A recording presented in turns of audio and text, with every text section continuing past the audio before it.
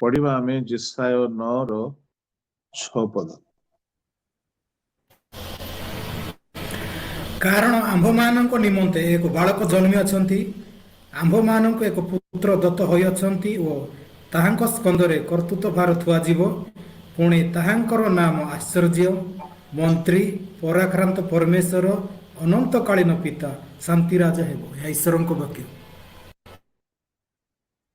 Praise the Lord.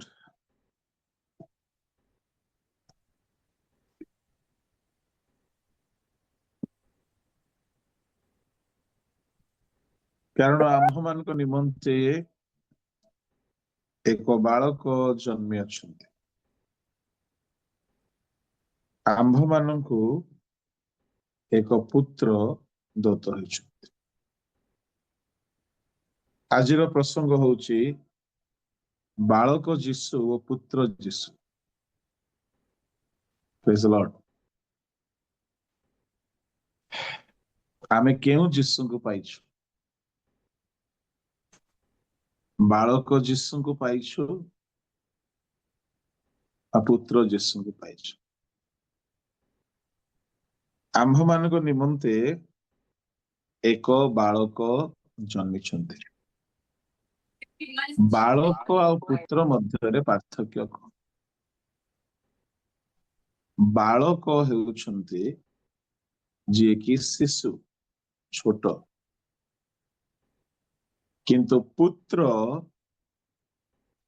से शिशु भी हेई पारंती, बालक भी हेई पारंती, युवा भी हेई पारंती, वृद्ध भी हेई पारंती ना। जने वृद्ध व्यक्ति भी काहारी ना काहारी पुत्र अटंती, किंतु बालक बोली कहिले से शैशव अवस्था जहाकू युवा बोली भी कुहाजिबो नाही। प्रभु को नाम धन्यवाद हो। सान पुओ को बालक बोली कुहाजाए। आमे प्रभु आमे वाक्य रे देखू एई जगारे जीशुंकर दुई गोटी परिचय कथा मु आपण मानक सम्मुख रे रखिबी। आम मानक निमंते एक बालक जन्मिछंती। अच्छा कुह, बालक जन्म हुअନ୍ତି ना शिशु जन्म हुए? हाँ, शिशु जन्म। किंतु कहीं कहगला बालक जन्मिछंती?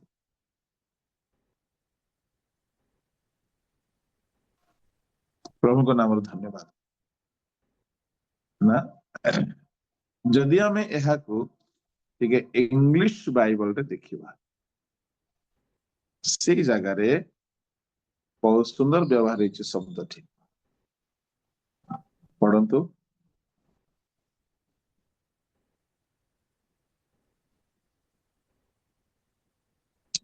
For unto us a child is born. एठारे बालक शब्द व्यवहार होई नाही, शिशु शब्द व्यवहार होछि। तेबे शिशु जीशु आमे शब्द व्यवहार करबा सठिक हब। पुत्र जन्मिले ना शिशु जन्मिले बालक, शिशु जन्मिले पुत्र दिया गले। शिशु जन्मिछंती, पुत्र दत्त होइछंती। कौन एटा? गोटे बालक 5टी रोटी नहीं कि आसीथिला, से काम रे लागि गला। किंतु एई जगह रे गोटे बालक परित्राण नहीं कि आसीछंती, से केते काम रे न लागिबे भाबी देखो। प्रभु यिर्मयाह को कहिले तुमे निजको बालक बोली कुह नाही। 1:5 पढ़ंतु।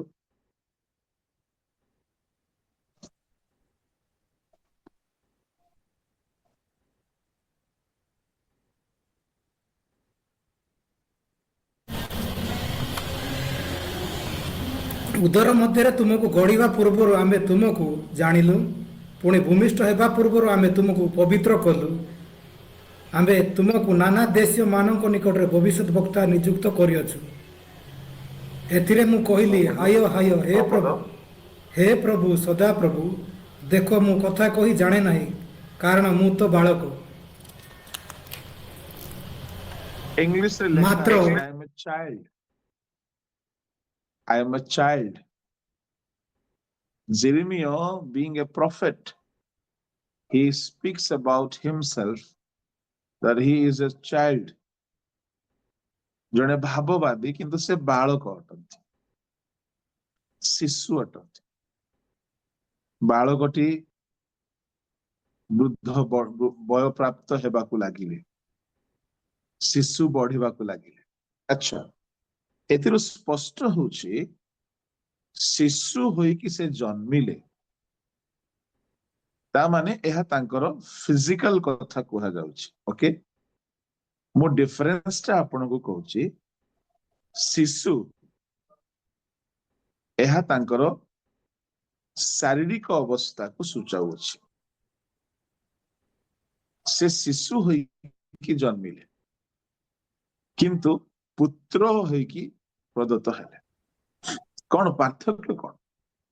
ଶିଶୁ ମାନେ ଫିଜିକାଲି, ଶାରୀରିକ, ସେ ଶରୀରଧାରୀ ହେଲେ, ଗୋଟେ ଶିଶୁ ଅବସ୍ଥାରେ ଜନ୍ମିଲେ। କିନ୍ତୁ ପୁତ୍ର ବୋଲି କହିଲେ କଣ? ସେ ଶିଶୁ ହୁଅନ୍ତୁ କିନ୍ତୁ ସେ ପରମେଶ୍ୱରଙ୍କ ପୁତ୍ର ଅଟନ୍ତି। ସେ ଶିଶୁ ଅଟନ୍ତି କିନ୍ତୁ ପରମେଶ୍ୱରଙ୍କ ପୁତ୍ର ଅଟନ୍ତି, ଅଦ୍ୱିତୀୟ ପୁତ୍ର। ଆଚ୍ଛା, ଗୋଟେ ରାଜାଙ୍କର ପୁତ୍ର ରାଜକୁମାର ହୁଅନ୍ତି, ପରମେଶ୍ୱରଙ୍କର ପୁତ୍ର ପରମେଶ୍ୱର କୁମାର ହେବେ ନାହିଁ, ପରମେଶ୍ୱରଙ୍କ ପୁତ୍ର ପରମେଶ୍ୱର ହେବେ। ଈଶ୍ୱର ସୁତ ବୋଲି ଆମେ କହୁ। ତେଣୁକରି ପିତା ପରମେଶ୍ୱର, ପୁତ୍ର ପରମେଶ୍ୱର, ପବିତ୍ର ଆତ୍ମା ପରମେଶ୍ୱର। ତେବେ ଶିଶୁ ଜନ୍ମିଲେ କିନ୍ତୁ ଆମକୁ ଶିଶୁ ଦିଆଯାଇନାହାନ୍ତି।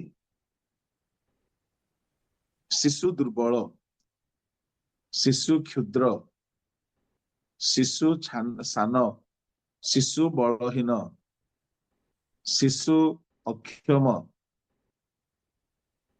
ପ୍ରଭୁଙ୍କ ନାମର ଧନ୍ୟବାଦ ହେଉ।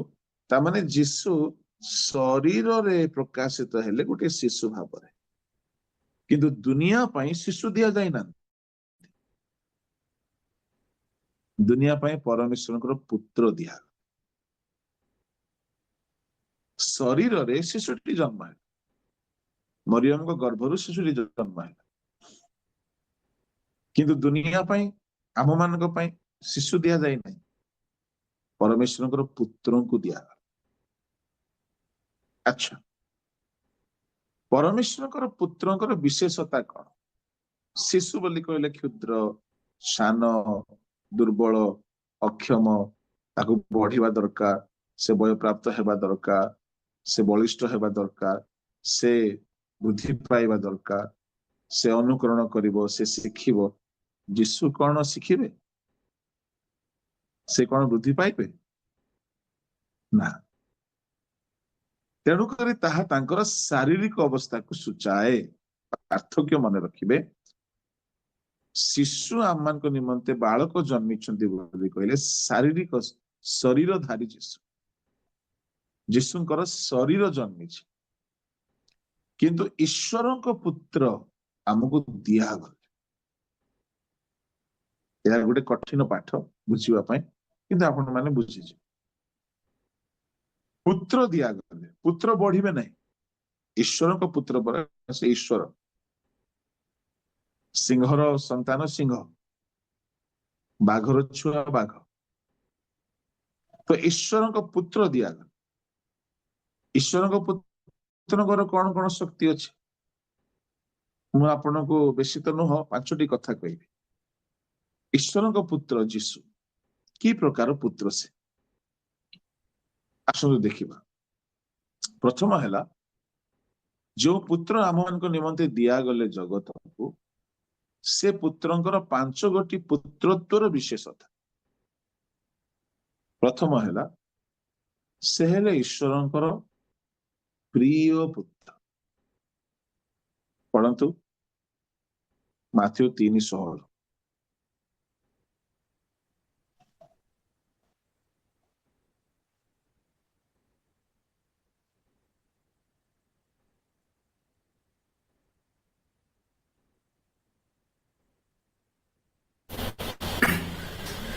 जीसु बाप्तिजित हैला क्यों जलरू उठी आसिले आउ देख आकाश उन्मुक्त हैला पुणी से ईश्वर को आत्मा को कपट परी अवतरण करी आपना ऊपर को आसीबा देखिले।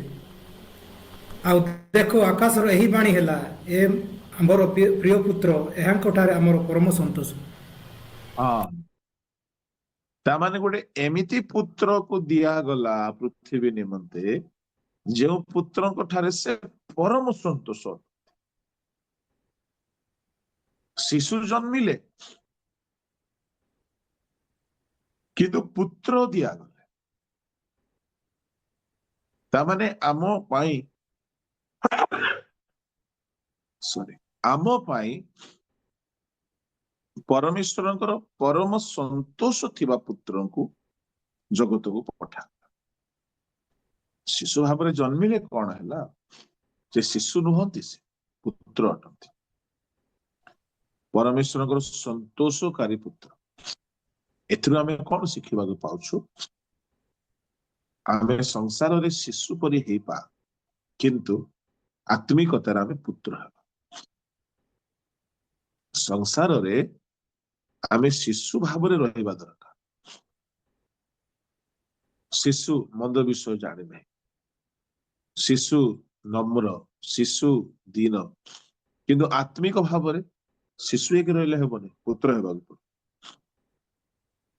आत्मिकतारे प्रभु जीशु ख्रीष्ट ईश्वरंकर परम संतोषकारी पुत्र थे। तो प्रभु को लोक माने ईश्वर को संतुष्ट करिवार पुत्र आमे होछु। जीशुंकर व्यक्तित्व को देखंतु शरीर रे शिशु अटंती किंतु बापा सम्मुख रे शिशु नुहंती। गोटे शिशु केबे संतुष्ट करि पारिबो नहीं, करि पारिबो। शिशु बहुत त्रुटि करे, शिशु कथा कहबारे त्रुटि करे, शिशु आचरण रे त्रुटि करे, कौन कहवा कथा जानिनी कहीदेव, भूल भी कहीदेव, व्यवहार त्रुटि करे। शिशु केबे संतुष्ट करि पारिबो ना किंतु पुत्र संतुष्ट करि पारे। प्रभु जीशु ख्रीष्ट शिशु अवस्था रे देखा गले है ईश्वरंकर परम संतोषकारी प्रिय पुत्र आम मान को। तो प्रभु को लोक माने आमे शिशु अवस्था रे दुनिया रे बाहिक भाव रे हुए तो रहिबा किंतु आत्मिक भाव रे आमे पुत्र हिक रहिबा। लेखा होछि मंद विषय रे शिशु परि, मंद विषय रे शिशु परि तामाने पाप सम्मुख रे शिशु हेबाक पड़े, नम्रता समय रे शिशु परि हेबाक पड़े किंतु परमेश्वर सम्मुख रे आमको तांकर प्रिय हेबाक पड़े। अच्छा केउ विषय परमेश्वर प्रिय? गोटे कथा सदा प्रभुଙ୍କର प्रिय होछि पवित्रता। सदा प्रभुଙ୍କର प्रिय आ किछि न पवित्रता। हे अत्यंत प्रिय पात्र दानिएल बोली कहा। दानिएल होचंती सदा प्रभुଙ୍କର अत्यंत प्रिय पात्र। दानिएल कहीं प्रिय पात्र है? दानिएल पुस्तक बाहर करंतु ताहार 9 अध्याय पढ़ंतु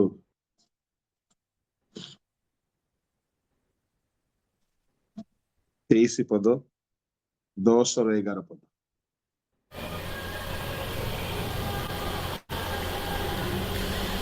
ତୁମର ବିନତିର ଆମ୍ଭର ସମୟରେ ଆଜ୍ଞା ନିର୍ଗତ ହେଲା ଆଉ ତୁମକୁ ଜଣାଇବା ପାଇଁ ମୁଁ ଆସିଅଛି କାରଣ ତୁମେ ଅତ୍ୟନ୍ତ ପ୍ରିୟ ପାତ୍ର ଏଥିପାଇଁ ଏ ବିଷୟ ବିବେଚନା କର ଓ ଦର୍ଶନ ବୁଝ।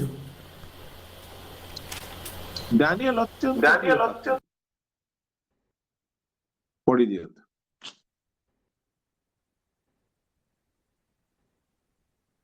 ପଢି ଦିଅନ୍ତୁ। ତୁମ୍ଭର ବିନତିର ଆରମ୍ଭ ସମୟରେ ଆଜ୍ଞା ନିର୍ଗତ ହେଲା ଆଉ ତୁମ୍ଭକୁ ଜଣାଇବା ପାଇଁ ମୁଁ ଆସିଅଛି କାରଣ ତୁମ୍ଭେ ଅତ୍ୟନ୍ତ ପ୍ରିୟ ପାତ୍ର ଏଥିପାଇଁ ଏ ବିଷୟ ବିବେଚନା କର ଓ ଦର୍ଶନ ବୁଝ। ପୁଣି ଅତ୍ୟନ୍ତ ପ୍ରିୟ ପାତ୍ର। 10 ପର୍ବର 11 ପଦରେ ପୁଣି ସେ ମୋତେ କହିଲେ, ହେ ଅତ୍ୟନ୍ତ ପ୍ରିୟ ପାତ୍ର ଦାନିଏଲ, ଆମ୍ଭେ ତୁମ୍ଭକୁ ଯେଉଁ ଯେଉଁ ବାକ୍ୟ କହୁ ତାହା ବୁଝ ଓ ସଳଖ ହୋଇ ଠିଆ ହୁଅ କାରଣ ଏବେ ଆମ୍ଭେ ତୁମ୍ଭ ନିକଟକୁ ପ୍ରେରିତ ହୋଇଅଛୁ। ସେ ମୋତେ ଏହି କଥା କହିବାରୁ ମୁଁ କମ୍ପି କମ୍ପି ଠିଆ ହେଲି। ହାଲେଲୁୟା। ଦାନିଏଲକୁ ଅତ୍ୟନ୍ତ ପ୍ରିୟ ପାତ୍ର କୁହାଗଲା। ଆହୁରି କୌଣସି ଭାବବାଦୀଙ୍କୁ କୁହାଯାଏ ନାହିଁ। ଯୀଶୁଙ୍କୁ ଅତ୍ୟନ୍ତ ପ୍ରିୟ ପୁତ୍ର କୁହାଗଲା। ମୁଁ କହିବା ପାଇଁ ଚାହେଁ ଏକ ପ୍ରିୟ ପୁତ୍ର ଜଗତକୁ ଆସିଲେ ଶିଶୁ ଅବସ୍ଥାରେ ଜନ୍ମିଲେ କିନ୍ତୁ ସେ ପ୍ରିୟ ପୁତ୍ର। ତାଙ୍କର କର୍ମ ସଦାପ୍ରଭୁଙ୍କର ପ୍ରିୟ କର୍ମ। ଏଣୁ ଏଥିରୁ ଆମକୁ ଶିକ୍ଷା ମିଳୁଛି ଆମେ ଶିଶୁ କିନ୍ତୁ ଆମେ ପ୍ରିୟ ପୁତ୍ର ହେବାକୁ ପଡିବ। ଆମେ ଜଗତ ପାଇଁ ଦିଆଯାଇଛୁ, ଆମେ ପ୍ରଦତ୍ତ ଅଟୁ। ଆମେ ମଣ୍ଡଳୀ ପାଇଁ ଆମକୁ ପ୍ରଭୁ ଦେଇଛନ୍ତି, ମଣ୍ଡଳୀ ନିମନ୍ତେ, ଆମକୁ ଦେଇଛନ୍ତି ଜଗତ ନିମନ୍ତେ। ତ ଆମେ ପ୍ରିୟ ପୁତ୍ର ହେଇକି ଦିଆଯିବା ଦରକାର। ଲୋକେ କହିବା ଦରକାର ଏଇ ବ୍ୟକ୍ତିଟି ପରମେଶ୍ୱରଙ୍କର ପ୍ରିୟ ପୁତ୍ର ଅଟେ। ଯୀଶୁଙ୍କ ସମ୍ବନ୍ଧରେ ସ୍ୱର୍ଗୀୟ ବାଣୀ ହେଲା। ଯେଶାୟ କହିଲେ ପୁତ୍ର ଦତ୍ତ ହେଇଛନ୍ତି, ମାଥ୍ୟୁ କହିଲେ ପୁତ୍ର ନାହିଁ ପ୍ରିୟ ପୁତ୍ର। ଆଜି ଆମ ସମ୍ବନ୍ଧରେ ପରମେଶ୍ୱର କଣ ସାକ୍ଷ୍ୟ ଦଉଛନ୍ତି? ପ୍ରିୟ ପୁତ୍ର ନା ଖାଲି ଶିଶୁଟା? ଶିଶୁ ହେଇକି ରହିଲେ ହବନି, ପ୍ରିୟ ପୁତ୍ର ହେବା। ତେବେ ଯୀଶୁ ପୁତ୍ର ଭାବରେ ପ୍ରିୟ ପୁତ୍ର ଥିଲେ। ମାନେ ସର୍ବଗୁଣ ସମ୍ପନ୍ନ ନହେଲେ ପରମେଶ୍ୱରଙ୍କର ପ୍ରିୟ ପୁତ୍ର ଆମେ ହେଇପାରିବା ନାହିଁ। ଆମେ ଟ୍ୟାଲେଣ୍ଟେଡ ହେଇପାରିବା, ବିଭିନ୍ନ ପ୍ରକାର ଟ୍ୟାଲେଣ୍ଟକୁ ଆମେ ପାଇପାରିବା, ଶିଖିପାରିବା, ଚେଷ୍ଟା କରିପାରିବା, କିନ୍ତୁ ପ୍ରିୟ ହେବାକୁ ହେଲେ ପରମେଶ୍ୱରଙ୍କୁ ସନ୍ତୁଷ୍ଟ କରିବାକୁ। ତ ଈଶ୍ୱରଙ୍କର ସନ୍ତୋଷକାରୀ ପୁତ୍ରଙ୍କୁ ପୃଥିବୀରେ ଜନ୍ମ ହେବାକୁ ଦିଆଗଲା। ଦ୍ୱିତୀୟ ପୁତ୍ର ବୋଲି କହିଲେ ଯୀଶୁ ହେଲେ ବିଶ୍ୱସ୍ତ ପୁତ୍ର। ଏବ୍ରି 3 ଅଧ୍ୟାୟରେ ଯୀଶୁଙ୍କ ସମ୍ବନ୍ଧରେ ଲେଖା ଅଛି ସେ ପୁତ୍ର ରୂପେ ବିଶ୍ୱସ୍ତ ଥିଲେ। ପଢନ୍ତୁ 3 ଅଧ୍ୟାୟର 4 ପଦରୁ। ଯେଣୁ ପ୍ରତ୍ୟେକ ଗୃହ କୌଣସି ନା କୌଣସି ବ୍ୟକ୍ତିଙ୍କ ଦ୍ୱାରା ସ୍ଥାପିତ, କିନ୍ତୁ ସମସ୍ତ ବିଷୟର ଯେ ସ୍ଥାପନକର୍ତ୍ତା ସେ ଈଶ୍ୱର। ପରବର୍ତ୍ତୀ ବକ୍ତବ୍ୟ ବିଷୟ ସମ୍ବନ୍ଧରେ ସାକ୍ଷ୍ୟ ଦେବା ନିମନ୍ତେ ମୋଶେ ତାହାଙ୍କ ଗୃହ ମଧ୍ୟରେ ସେବକ ସ୍ୱରୂପେ ପ୍ରକୃତରେ ବିଶ୍ୱସ୍ତ ଥିଲେ, କିନ୍ତୁ ଖ୍ରୀଷ୍ଟ ତାହାଙ୍କ ଗୃହ ଉପରେ ପୁତ୍ର ସ୍ୱରୂପେ ବିଶ୍ୱସ୍ତ ଅଟନ୍ତି। ଯଦି ଆମ୍ଭେମାନେ ଆମ୍ଭମାନଙ୍କ ସାହସ ପୁଣି ଦର୍ପର କାରଣ ଯେ ଆମ୍ଭମାନଙ୍କ ଭରସା ତାହା ଦୃଢ଼ ଭାବରେ ଶେଷ ପର୍ଯ୍ୟନ୍ତ ଧରି ରଖୁ, ତାହେଲେ ଆମ୍ଭେମାନେ ତ ତାହାଙ୍କ ଗୃହ ସ୍ୱରୂପ। ଆମକୁ ତାଙ୍କର ଗୃହ ହେବା ପାଇଁ ପୃଥିବୀରେ ଦିଆଗଲା। ବଡ ରହସ୍ୟ କଥା ଏଟା। ଲେଖା ଅଛି 6 ପଦରେ, ଯଦି ଆମ୍ଭେମାନେ ଆମ୍ଭମାନଙ୍କ ସାହସ ପୁଣି ଦର୍ପର କାରଣ ଯେ ଆମ୍ଭମାନଙ୍କର ଭରସା ତାହା ଦୃଢ ଭାବରେ ଶେଷ ପର୍ଯ୍ୟନ୍ତ ଧରିବ, ତାହା ହେଲେ ଆମ୍ଭେମାନେ ତ ତାହାଙ୍କ ଗୃହ ସ୍ୱରୂପ। ଆଉ ଏଇ ଗୃହର ତତ୍ଵ ନେବା ନିମନ୍ତେ ସେ ବିଶ୍ୱସ୍ତ ପୁତ୍ର, ଶୁଣନ୍ତୁ 2000 ବର୍ଷ ପୂର୍ବେ ପୁତ୍ର ଦତ୍ତ ହେଲେ କୋଉଥିପାଇଁ? ଆପଣଙ୍କର ବିଷୟରେ ବିଶ୍ୱସ୍ତ ହେବା ପାଇଁ। ପୁତ୍ର ଦତ୍ତ ହେଲେ ବୋଲି କୋଉଥିପାଇଁ ଦତ୍ତ? ସେ ବିଶ୍ୱସ୍ତ ପୁତ୍ର। କେଉଁ ଗୃହ ପାଇଁ? ଆପଣ ଯେ ଈଶ୍ୱରଙ୍କ ଗୃହ। ପ୍ରଥମ କରନ୍ତି 3:9 ପଦରେ ଆମ୍ଭେମାନେ ହେଉଛୁ ଈଶ୍ୱରଙ୍କ ଗୃହ। ଏଇ ଗୃହ ନିମନ୍ତେ, ଏଇ ଗୃହକୁ ଯତ୍ନ ନେବା ନିମନ୍ତେ ମୋଶା ସଦାପ୍ରଭୁଙ୍କ ଗୃହର ଦାସ ଭାବରେ ବିଶ୍ୱସ୍ତ ଥିଲେ। ଆମମାନଙ୍କ ନିମନ୍ତେ ଦାସ ପ୍ରଦତ୍ତ ହୋଇନାହାନ୍ତି, ପୁତ୍ର ପ୍ରଦତ୍ତ। ମୁଁ ସତରେ ଭାବି ଦେଖେ, ଯଦି ବା ଆମେ ଅବିଶ୍ୱସ୍ତ, କିନ୍ତୁ ଆମ ପାଇଁ ସେ ବିଶ୍ୱସ୍ତ ପୁତ୍ର ହେଇକି ଜନ୍ମିଛନ୍ତି।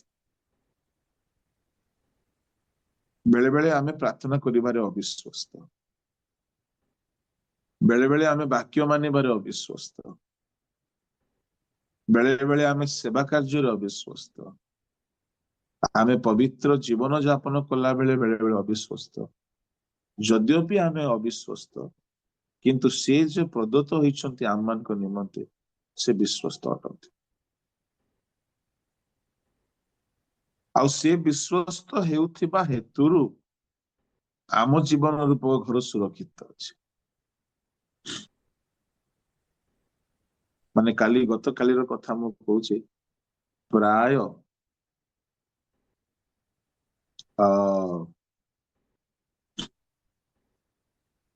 3 ଘଣ୍ଟା ରାତି 10ଟାରୁ 1 ମୁଁ ଗାଡି ଚଲେଇଛି ହାଇୱେରେ। ପୁରା ଆଖି ମାଡି ପଡୁଛି, କେତେ ଦିନ ହେଲା ଭଲରେ ଶୋଇନି। ମୋ ନିଦ ଉପରେ ମତେ ବହୁତ କଣ୍ଟ୍ରୋଲ ଥାଏ, ବହୁତ କଣ୍ଟ୍ରୋଲ ଥାଏ। ଗାଡି ଚଲେଇଲି ମାନେ ଜମା ଶୁଏନି, କିନ୍ତୁ କେତେ ରାତିର ଅନିଦ୍ରା ହେତୁରୁ କାଲି ଆଉ ହେଇପାରୁନି। ଆଉ ମୁଁ ତ ଚାହା ପିଏନି। କେତେ ଥର ହାତ ସ୍ଲିପ ହେଲା, ଗାଡି ସ୍ଲିପ ହେଲା, କିନ୍ତୁ 3 ଘଣ୍ଟା ଢୁଳେଇ ଢୁଳେଇ ଗାଡି ଚଲେଇଛି। ଘରେ ପହଞ୍ଚିଲା ପରେ ଭାବିଲି ସଦାପ୍ରଭୁ ବିଶ୍ୱସ୍ତ। ସେ ସୁରକ୍ଷା ଦେବାରେ ବିଶ୍ୱସ୍ତ। ସେ କିଛି ଅପସନ ବି ନାହିଁ, ଆଉ କିଏ ନାହାନ୍ତି ପାଖରେ ଗାଡି ଚଲେଇବ।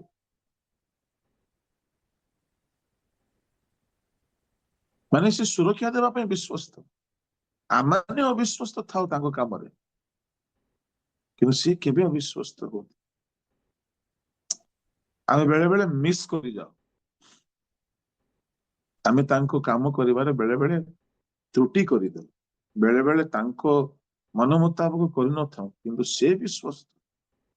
ଆଜି ସାରା ଜଗତ ପାଇଁ ଗୋଟେ ବିଶ୍ୱସ୍ତ ପୁତ୍ରକୁ ଦିଆଯାଇଥିବାର ଦିନ ଅଟେ। ଏମିତି ଗୋଟେ ପୁତ୍ର ଦିଆଗଲେ ଯିଏକି ବିଶ୍ୱସ୍ତ, ଆପଣଙ୍କ ପାଇଁ ବିଶ୍ୱସ୍ତ। ଆପଣଙ୍କର ଅନ୍ନ ଯୋଗେଇବାରେ ସେ ବିଶ୍ୱସ୍ତ, ବସ୍ତ୍ର ଯୋଗେଇବାରେ ସେ ବିଶ୍ୱସ୍ତ, ଅର୍ଥ ଯୋଗେଇବାରେ ବିଶ୍ୱସ୍ତ, ପାରିବାରିକ ପ୍ରୟୋଜନ ଯୋଗେଇବାରେ ବିଶ୍ୱସ୍ତ, ବାକ୍ୟ ଯୋଗାଇବାରେ ବିଶ୍ୱସ୍ତ, ସେବାରେ ସାହାଯ୍ୟ କରିବାରେ ବିଶ୍ୱସ୍ତ। ମୁଁ ଗତ କିଛି ଦିନରୁ ଚିନ୍ତା କରୁଥିଲି, ମାନେ କେତେ ବର୍ଷ ହେଲା, ବିଶେଷ କରି ଏଇ ବର୍ଷଟି, ମାନେ ଏତେ ଯାତ୍ରା ଟ୍ରେନରେ ବେଳେ ବେଳେ କାରରେ। ତ ପ୍ରଭୁ କେବେ ଦେହ ଖରାପ ହେବାକୁ ଦେଲେନି। ସେ ବିଶ୍ୱସ୍ତ ପୁତ୍ର ଦିଆଯାଇଛନ୍ତି ଆମ ପାଇଁ। ସେ ଆମର ଯତ୍ନ ନେବାରେ ବିଶ୍ୱସ୍ତ। ଭାବି ଦେଖନ୍ତୁ, ଏ ବର୍ଷରେ ଆପଣ ପ୍ରଭୁଙ୍କ ପାଇଁ କେତେ ବିଶ୍ୱସ୍ତ ଥିଲେ କି ନଥିଲେ ମୁଁ ତ କହିପାରିବିନି, କିନ୍ତୁ ସେ ଆମ ପାଇଁ ନିଶ୍ଚୟ ବିଶ୍ୱସ୍ତ ହେଇଛନ୍ତି। ମୁଁ ପ୍ରଭୁଙ୍କ ପାଇଁ ବିଶ୍ୱସ୍ତ ହେବାକୁ ଚେଷ୍ଟା କରି ଆସିଛି, କିନ୍ତୁ ବେଳେ ବେଳେ ମିସ୍ ହେଇଯାଏ। କିନ୍ତୁ ପ୍ରଭୁ କେବେ ଅବିଶ୍ୱସ୍ତ ହେଇନାହାନ୍ତି। ଯଦି ପ୍ରଭୁ କହିଥାନ୍ତେ ଠିକ ଅଛି ତୁ ଏବେ ଯାତ୍ରା କରୁଛୁ ହେଲା, ମୁଁ ତୋର ଦାୟିତ୍ବ ନେବିନି, କଣ ହେଇଥାନ୍ତା? ଦେଲେ ସିନା କହିବୁ। ସେ ବଳ ଦିଅନ୍ତି, ସେ ବଳ ଦେବାରେ ବିଶ୍ୱସ୍ତ, ସେ ଆମକୁ ରକ୍ଷା କରିବାରେ ବିଶ୍ୱସ୍ତ, ସେ ଆମର ପ୍ରାର୍ଥନାର ଉତ୍ତର ଦେବାରେ ବିଶ୍ୱସ୍ତ। ସାରା ଜଗତ ପାଇଁ ଗୋଟେ ବିଶ୍ୱସ୍ତ ପୁତ୍ର ଦିଆଗଲେ। କୋଟି କୋଟି ଦେବତା ଥିଲେ କଣ ହବ? ବିଶ୍ୱସ୍ତ ପୁତ୍ର ଦିଆଗଲେ କି? କେବେ ଦିଆଯାଇ ନଥିଲେ। ଅବିଶ୍ୱସ୍ତ ମାନେ ସବୁ ଆସିଲେ ଦୁନିଆ, ଜଣେ ମାତ୍ର ବିଶ୍ୱସ୍ତ ପୁତ୍ର ଜଗତକୁ ଦିଆଗଲେ।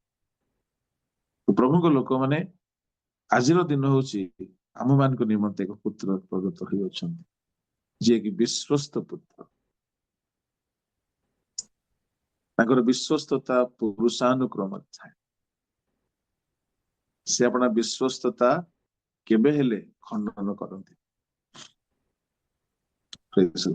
ତୃତୀୟତଃ, ଆମମାନଙ୍କ ନିମନ୍ତେ ଶିଶୁ ଜନ୍ମିଛନ୍ତି ସତ, କିନ୍ତୁ ଗୋଟେ ଆଜ୍ଞାବହ ପୁତ୍ର ପ୍ରଦତ୍ତ ହୋଇଛନ୍ତି। ଆଜ୍ଞାବହ ପୁତ୍ର। ପ୍ରଭୁ ଯୀଶୁ ଖ୍ରୀଷ୍ଟ ପିତାଙ୍କର ଆଜ୍ଞାବହ ପୁତ୍ର। ପଢନ୍ତୁ ଫିଲିପିଓ 2:7-8।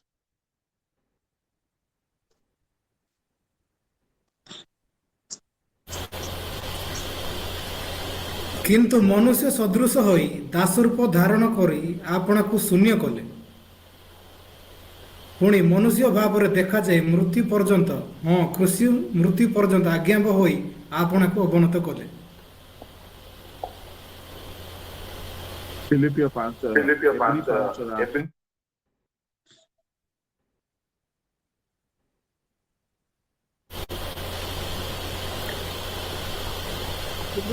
ପୁତ୍ର ହେଲେ ହେଁ ଦୁଃଖ ଭୋଗ ଦ୍ୱାରା ଆଜ୍ଞାବହତା ଶିକ୍ଷା କଲେ।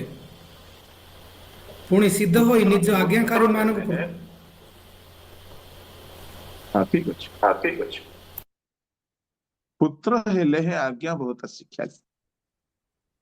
ଯୀଶୁ ପିତାଙ୍କର କୌଣସି ବିଷୟ ଅନାଜ୍ଞାବହ ହୋଇନାହାନ୍ତି। ମୁଁ ଆପଣଙ୍କୁ ଗୋଟେ ବଡ ସୁନ୍ଦର କଥା କହିବି। ଆଜ୍ଞାବହତା, ମନେ ରଖିବେ, ଦୁନିଆର ସବୁଠାରୁ ବଡ ବ୍ଲେସିଂ ହଉଛି ଆଜ୍ଞାବହତା। ବହୁତ ବଡ ବ୍ଲେସିଂ। କେମିତି? ପରମେଶ୍ୱର ଆଦମ ହବାଙ୍କୁ ପୃଥିବୀ ଦେଇଥିଲେ। ଜଳ ପ୍ରାଣୀ, ବୃକ୍ଷ, ପଶୁ ପକ୍ଷୀ, ଭୂମି, ପୃଥିବୀର ଯାବତୀୟ ସବୁ ଦେଇଥିଲେ। ଏସବୁ ଆଶୀର୍ବାଦ ଗୋଟିଏ ତ୍ରୁଟି ହେତୁରୁ ଶୈତାନ ହରଣ କଲା। ଆଉ ସେ ତ୍ରୁଟି ହେଲା ଅନାଜ୍ଞାବହ। ତା ମାନେ ଯଦି ଆଦମ ହବା କେବେ ହେଲେ ଅନାଜ୍ଞାବହ ହୋଇନଥାନ୍ତେ, ତାହେଲେ ଆଦମ ହବାଙ୍କ ଠାରୁ ଶୈତାନ ଏ ପୃଥିବୀର ଯାବତୀୟ ଆଶୀର୍ବାଦ ନେଇ ପାରିନଥାନ୍ତେ। ଆଚ୍ଛା, ତାହେଲେ ପୃଥିବୀର ସବୁ ଆଶୀର୍ବାଦ ସେ କର୍ତ୍ତୃତ୍ୱ କରୁଥିଲେ ପୃଥିବୀ ଉପରେ। ଆଦି 1:26 ଲେଖା ଅଛି, ପ୍ରଭୁ ତାଙ୍କୁ ପୃଥିବୀର ସମ୍ରାଟ ବନେଇଥିଲେ, ପୃଥିବୀର କର୍ତ୍ତୃତ୍ୱ କରୁଥିଲେ। ତ ପୃଥିବୀର ସବୁ ଆଶୀର୍ବାଦ ଆଦମ ହବାଙ୍କ ହାତରେ ଥିଲା, କିନ୍ତୁ ଗୋଟିଏ କାରଣ ହେତୁରୁ ତାହା ଆଦମ ହବାଙ୍କ ପାଖରେ ଥିଲା, ଆଜ୍ଞାବହତା। ଯେଉଁଦିନ ସେ ଅନାଜ୍ଞାବହ ହେଇଗଲେ, ସେଦିନ ତାଙ୍କ ହାତରୁ ଚାଲିଗଲା। ତାମାନେ ଶୁଣନ୍ତୁ, ପୃଥିବୀର ସବୁ ଆଶୀର୍ବାଦ ଆଦମ ହବା ସେ ପର୍ଯ୍ୟନ୍ତ ଭୋଗ କଲେ, ଯେ ଯାଏ ସେ ଆଜ୍ଞାବହ ଥିଲେ। ଆଦମ ଅନାଜ୍ଞାବହ ହୁଅନ୍ତେ ପରମେଶ୍ୱର ଗୋଟେ ଯୋଜନା କଲେ। ଠିକ ଅଛି, ଅନାଜ୍ଞାବହ ପୁଅଟା ସବୁ ଶୈତାନକୁ ବିକିଦେଲା, କିନ୍ତୁ ଆଉ ଥରେ ମୋର ଆଜ୍ଞାବହ ପୁତ୍ରଙ୍କୁ ଦେବି, ଯେ ଶୈତାନ ଠାରୁ ସବୁ ଫେରାଇ ଆଣେ। ତାମାନେ ଆମମାନଙ୍କ ପାଇଁ ଗୋଟିଏ ଆଜ୍ଞାବହ ପୁତ୍ରଙ୍କୁ ଦିଆଗଲେ, ଆଉ ସେ ଆଜ୍ଞାବହ ହେବା ହେତୁରୁ ଆମେ ପରିତ୍ରାଣ ପାଇଲୁ। ରୋମିଓ 5:18-19-20 ପଢନ୍ତୁ। ଯେପରି ସମସ୍ତ ମନୁଷ୍ୟଙ୍କ ପ୍ରତି ଦଣ୍ଡାଜ୍ଞା ଘଟିଲା, ସେହିପରି ମଧ୍ୟ ଜଣଙ୍କର ଧାର୍ମିକତାର କର୍ମର ଫଳ ସ୍ୱରୂପେ ସମସ୍ତ ମନୁଷ୍ୟଙ୍କ ପ୍ରତି ଜୀବନଦାୟକ ଧାର୍ମିକ ଗଣନା ଘଟିଲା। କାରଣ ଯେପରି ଜଣଙ୍କର ଅନାଜ୍ଞାବହତା ଦ୍ୱାରା ଅନେକ ପାପୀ ହେଲେ, ସେହିପରି ମଧ୍ୟ ଜଣଙ୍କର ଆଜ୍ଞାବହତା ଦ୍ୱାରା ଅନେକ ଧାର୍ମିକ ହେବେ। ଯଦି ଯୀଶୁ ଆଜ୍ଞାବହ ହୋଇନଥାନ୍ତେ, ଯୀଶୁ ଆସିଲେ, ସୁସ୍ଥ କଲେ, ଭୂତ ଛଡାଇଲେ, ପାଣି ଉପରେ ଚାଲିଲେ, ଆଶ୍ଚର୍ଯ୍ୟ କର୍ମ କଲେ। ଯୀଶୁ ଯଦି ଆଜ୍ଞାବହ ହୋଇନଥାନ୍ତେ, କୋଉ ଆଜ୍ଞା? କ୍ରୁଶ ବହନ କରିବା ପାଇଁ ଯୀଶୁଙ୍କୁ କୁହାଗଲା। ଯୀଶୁ କହିଲେ, ପିତ, ମୋ ଇଚ୍ଛା ନୁହେଁ, ତୁମ ଇଚ୍ଛା ମୁଁ ମାନିବି। ଆଜ୍ଞାବହ ହେଲେ, କ୍ରୁଶୀୟ ମୃତ୍ୟୁ ପର୍ଯ୍ୟନ୍ତ ଆଜ୍ଞାବହ ହେଲେ। ତାଙ୍କର ଆଜ୍ଞାବହ ହେବା ଦ୍ୱାରା ଯେତେ ଅନାଜ୍ଞାବହତାର ଅଭିଶାପ ଆଦମଙ୍କୁ ଦେଇ ଆସିଥିଲା, ସେ ସବୁ ଦୂର ହେଲା। ଯୀଶୁଙ୍କର ଆଜ୍ଞାବହତା ହେତୁରୁ ଆମେ ଧାର୍ମିକ ଗଣିତ ହେଲୁ। ତାମାନେ ଆମ୍ଭମାନଙ୍କ ପାଇଁ ଗୋଟେ ପୁତ୍ର ଦତ୍ତ ହୋଇଛନ୍ତି। ସେ ଆଜ୍ଞାବହ ପୁତ୍ର ହୋଇଥିବାରୁ ଆଦମଙ୍କର ଅନାଜ୍ଞାବହତାର ସବୁ ଅଭିଶାପ ଯୀଶୁଙ୍କର ଆଜ୍ଞାବହତାରେ ଦୂର ହେଲା।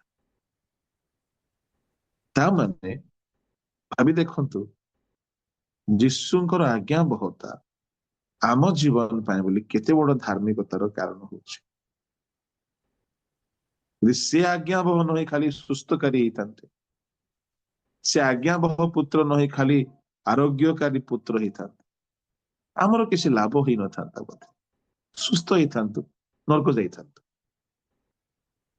ସୁସ୍ଥ ସିନା ହେଇଥାନ୍ତୁ, ନରକ ପଳେଇଥାନ୍ତୁ ନା। କିନ୍ତୁ ଯୀଶୁଙ୍କର ଆଜ୍ଞାବହତା ଆମର ପରିତ୍ରାଣ, ଆମର ଧାର୍ମିକତା, ଆମର ପବିତ୍ରତାର କାରଣ ହେଲା। ସେ କ୍ରୁଶରେ ଆଜ୍ଞାବହ ହେଲେ, ସେ ଆଜ୍ଞାବହ ହେଇକି ରକ୍ତ ଝରାଇଲେ, ଆଜ୍ଞାବହ ହେଇକି କ୍ରୁଶରେ ପ୍ରାଣ ଦେଲେ। ସେ ରକ୍ତ ଝରିବା ଦ୍ୱାରା ଆମର ପାପ ଦୂର ହେଲା, ତଦ୍ୱାରା ଆମେ ଧାର୍ମିକ ଗଣିତ। ଏଣୁ ପ୍ରଭୁଙ୍କ ଲୋକମାନେ ଆମମାନଙ୍କ ନିମନ୍ତେ ଏକ ଶିଶୁ ଜନ୍ମିଛନ୍ତି, କିନ୍ତୁ ପୁତ୍ର, ଆଜ୍ଞାବହ ପୁତ୍ର ପୃଥିବୀ ପାଇଁ ମୋର ଧାର୍ମିକତା ପାଇଁ ଦିଆଗଲେ। Praise the Lord. Hallelujah. It is a gift to the world. ଯୀଶୁଙ୍କର ଜନ୍ମ ଜଗତ ପାଇଁ ଗୋଟେ ଗିଫ୍ଟ ଥିଲା। କଣ ଗିଫ୍ଟ? ଧାର୍ମିକତାର ଗିଫ୍ଟ, ବିଶ୍ୱସ୍ତତାର ଗିଫ୍ଟ। ସେ ବିଶ୍ୱସ୍ତ ହେବେ। ଆମ ପାଇଁ ଗୋଟେ ଗିଫ୍ଟ ମିଳିଲା ଅଛି। ସେ ଆମକୁ ସୁରକ୍ଷା ଦେବା ପାଇଁ ବିଶ୍ୱସ୍ତ। ସେ ଆମକୁ ଧାର୍ମିକ କରିବାର ପୁତ୍ର ଅଟନ୍ତି। Praise the Lord. ତ ଆମମାନଙ୍କ ନିମନ୍ତେ ଏପରି ଗୋଟେ ପୁତ୍ର ଦତ୍ତ ହୋଇଛନ୍ତି। ସେ ଦତ୍ତ ହୋଇନଥାନ୍ତେ, ଆମେ କେବେ ହେଲେ ରକ୍ଷା ପାଇନଥାନ୍ତେ। ପ୍ରଭୁଙ୍କ ନାମ ଧନ୍ୟ ହଉ। ପ୍ରଭୁଙ୍କ ଲୋକମାନେ ତେବେ ଯୀଶୁ ପୁତ୍ର ଭାବରେ ଦିଆଗଲେ। ଏହା ଆମର ଧାର୍ମିକତା, ଏହା ଆମର ପରିତ୍ରାଣ, ଏହା ଆମର ସୁରକ୍ଷା, ଏହା ଆମର ଆଶୀର୍ବାଦର ବିଷୟ ଅଟେ। ଚତୁର୍ଥ, ପ୍ରଭୁ ଯୀଶୁ ଖ୍ରୀଷ୍ଟ ପିତାଙ୍କର ବଶୀଭୂତ ପୁତ୍ର ଅଟନ୍ତି। ବଶୀଭୂତ ପୁତ୍ର। ସେ ପିତାଙ୍କର ପୂର୍ଣ୍ଣ ବଶୀଭୂତ ସ୍ୱୀକାର କଲେ। ସେ ନିଜ ଠାରୁ କିଛି କଲେ ନାହିଁ। ମାନେ ପିତା ଯାହା ଚାହିଁଲେ ଯୀଶୁ ତାହା କଲେ। ଭାବି ଦେଖନ୍ତୁ, ସହଜ କଥା ନାହିଁ। ପିତାଙ୍କର ବଶୀଭୂତ ପୁତ୍ର ହେଇକି ସେ ରହିଲେ। ପ୍ରଭୁଙ୍କ ନାମରେ ଧନ୍ୟବାଦ ହଉ। ପିତା ଯାହାକୁ ପ୍ରେମ କରନ୍ତି ତାହାକୁ ଶାସନ କରନ୍ତି। ଆଉ ବଡ ଇଣ୍ଟରେଷ୍ଟିଂ କଥା ମତେ କଣ ଲାଗିଲା, ସେ ପୁତ୍ର ହେଇକି ଆମ ପାଇଁ ଆସିଲେ, ଆମକୁ ପୁତ୍ର କରିବା ପାଇଁ ଆସିଲେ।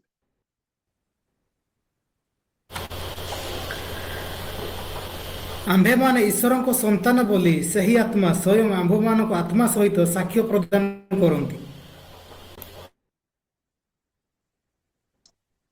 ଶୁଭାଗଲାନି? ଆମ୍ଭେମାନେ ଈଶ୍ୱରଙ୍କ ସନ୍ତାନ ବୋଲି ସେହି ଆତ୍ମା ସ୍ୱୟଂ ଆମ୍ଭମାନଙ୍କ ଆତ୍ମା ସହିତ ସାକ୍ଷ୍ୟ ପ୍ରଦାନ କରନ୍ତି। ହଁ 17।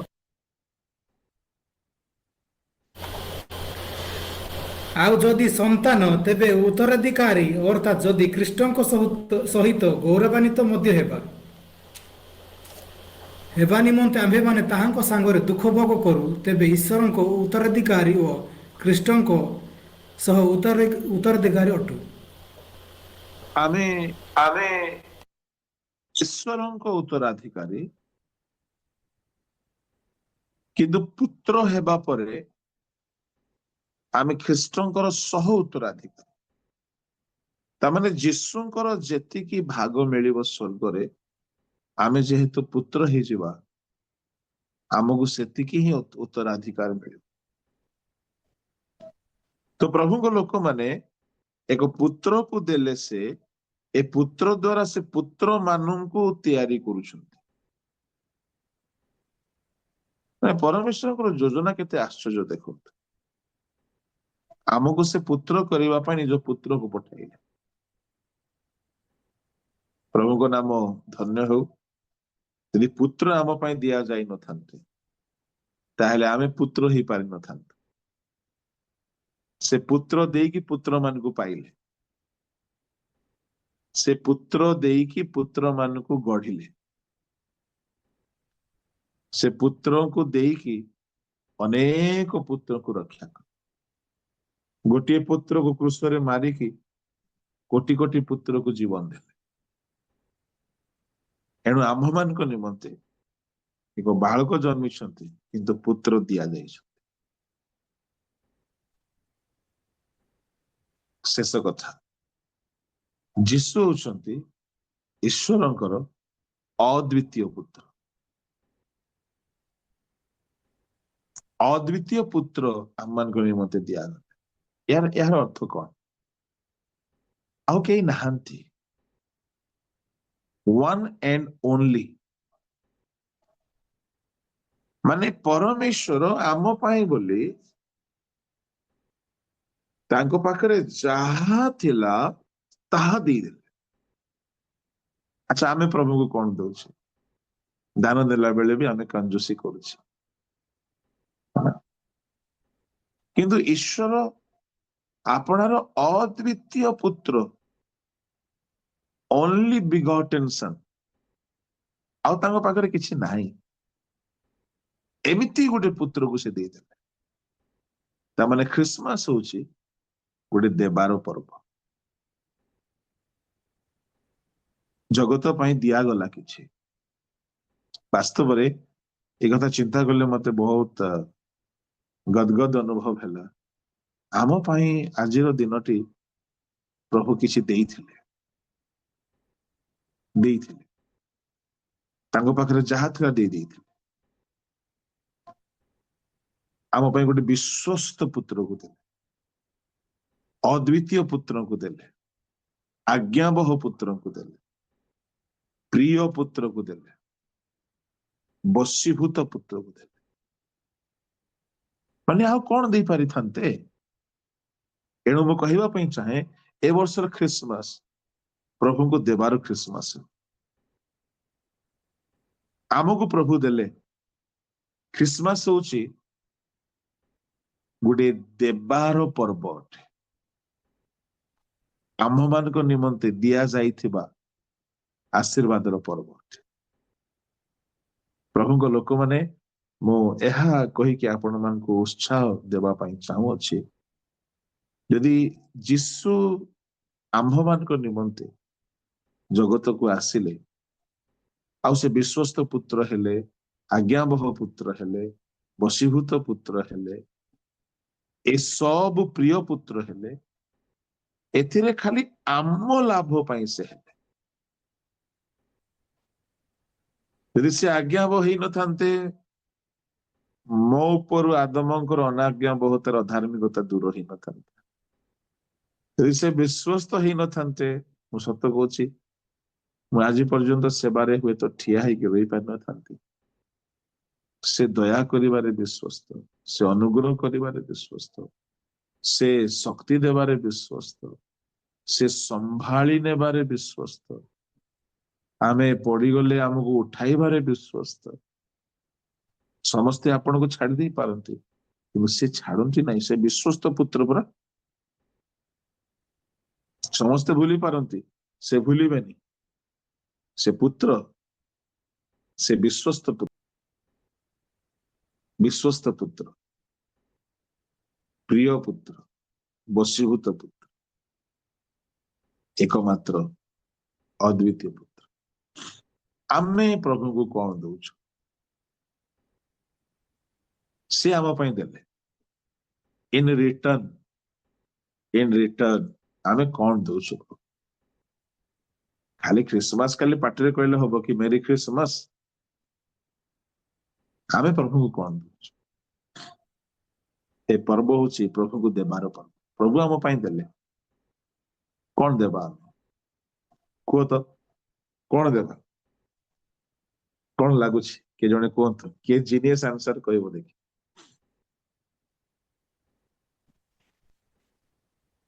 ହୃଦୟ କହିବନି, ହଁ ହୃଦୟ କହିବନି, ହୃଦୟ କହିବନି, ଶସ୍ତା ହେଇଯାଇଛି। କହିବି, ପ୍ରଭୁ ସବୁଠାରୁ ବେଶୀ ଚାହାନ୍ତି ଆମ ସମୟ। ଆମେ ଠକ ଗୁଡାକ ଦିଲ ମେରା ଲେ ଲେ ପ୍ୟାରେ ୟେସୁ ଖାଲି ପାଟିରେ ମିଛରେ ଗାଉଛୁ। ଆରେ ସମୟ ଦିଅ ହେ ପ୍ରଭୁଙ୍କୁ। ଆମେ କିସ ଟଙ୍କା ଦେବୁ ଏ ତାଙ୍କୁ? କେତେ ଦେଇଦେବୁ ଆମେ? ଆମ ବୋପାର ପ୍ରପର୍ଟି କି ଟଙ୍କା? ଆମେ କଣ ଛୋଟ ମୋଟ କାମ ଧାମ କଲୁ, ପଇସା ପାଇଲୁ, 5-10 ଯାହା ପ୍ରଭୁଙ୍କୁ ଦେଲୁ, ସେଟା କଣ? ସେଟା କିଛି ନାହିଁ। ସମୟ ଦିଅ। ଗୋଟେ ସ୍ତ୍ରୀ ବାହା ହେଇଛି ସ୍ୱାମୀକୁ, ସ୍ୱାମୀ ସମୟ ଦଉନି, ସେ ସ୍ତ୍ରୀ ରହିବ?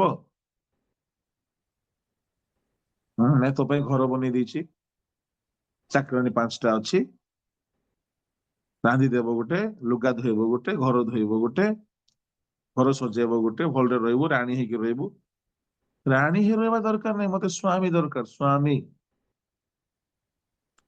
ଆଜି ଅନେକ ସ୍ୱାମୀ ମାନେ ସମୟ ଦଉନାହାନ୍ତି, ସ୍ତ୍ରୀ ମାନେ ସମୟ ଦଉନାହାନ୍ତି, ମା ବାପା ମାନେ ପିଲାମାନଙ୍କୁ ସମୟ ଦଉନାହାନ୍ତି। ପିଲାଟା ପଢୁଛି ହୋଷ୍ଟେଲରେ, ମା ବାପା ଅଛନ୍ତି ଘରେ, ସମୟ ନାହିଁ।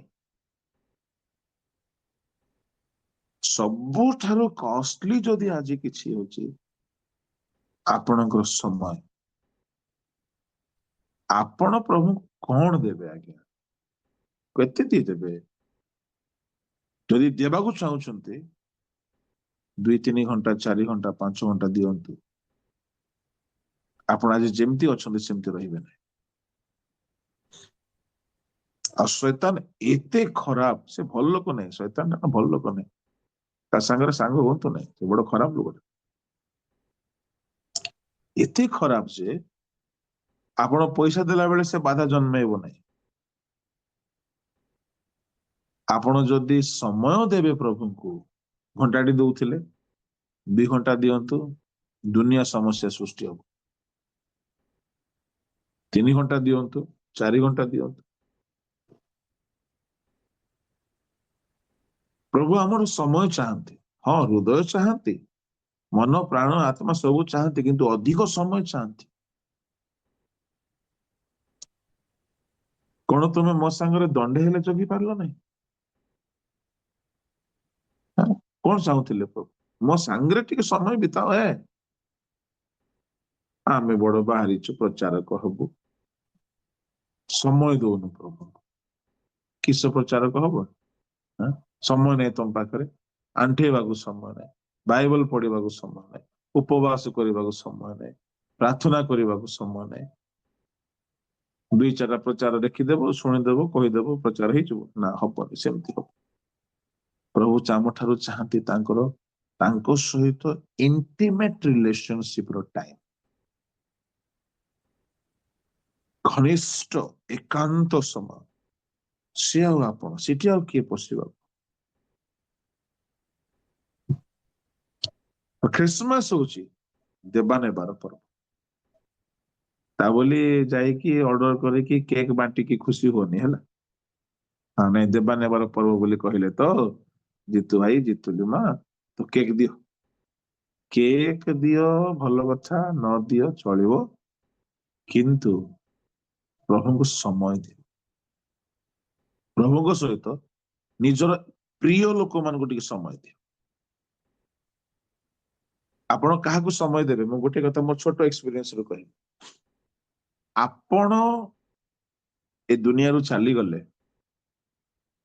ଯାହାର ବେଶୀ ଫରକ ପଡିବ ତାକୁ ସମୟ ଏବେଠାରୁ ଦିଅନ୍ତୁ।